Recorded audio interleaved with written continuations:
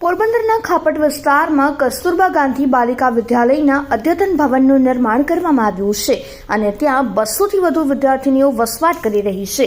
આ ઇમારતનું લોકાર્પણ થયાને 6 મહિના કરતાં વધુ સમય વીતી ગયો છે, તેમ છતાં હજુ સુધી તેને કમ્પાઉન્ડ વોલ બનાવવામાં આવી નથી। 200થી વધુ દીકરીઓ અહીંયા વસવાટ કરે છે, પરંતુ કમ્પાઉન્ડ વોલ વગરના આ ભવનમાં છાત્રાઓની સલામતીનું શું તેવો સવાલ સ્વાભાવિક રીતે ઉઠવા પામે છે।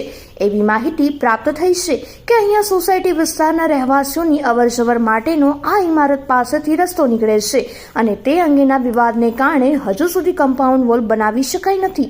સોસાયટી વિસ્તારના રહેવાસીઓની વ્યાજબી માંગણી સંતોષીને પોરબંદર વહીવટીતંત્રના અધિકારીઓએ અને પદાધિકારીઓએ દરમિયાનગીરી કરીને આ પ્રશ્નનો નિવેડો લાવવો જોઈએ અને વહેલી તકે કસ્તુરબા ગાંધી બાલિકા વિદ્યાલયને કમ્પાઉન્ડ વોલ બનાવી આપવી જરૂરી બની છે।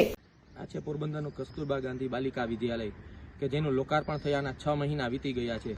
અહીંયા 200થી વધારે દીકરીઓ છે તે આવાસ કરે છે, નિવાસ કરે છે, અહીંયા વસવાટ કરે છે, પરંતુ કમનસીબી એ છે કે અહીંયા આ સરસ મજાનું સંકુલ બનાવ્યા પછી તેની ફરતે કમ્પાઉન્ડ વોલ બનાવવામાં આવી નથી। તેના કારણે એ દીકરીઓ ઉપર સ્વાભાવિક રીતે ગમે ત્યારે કોઈ પણ પ્રકારનું જોખમ સર્જાય તો તેની જવાબદારી કોની?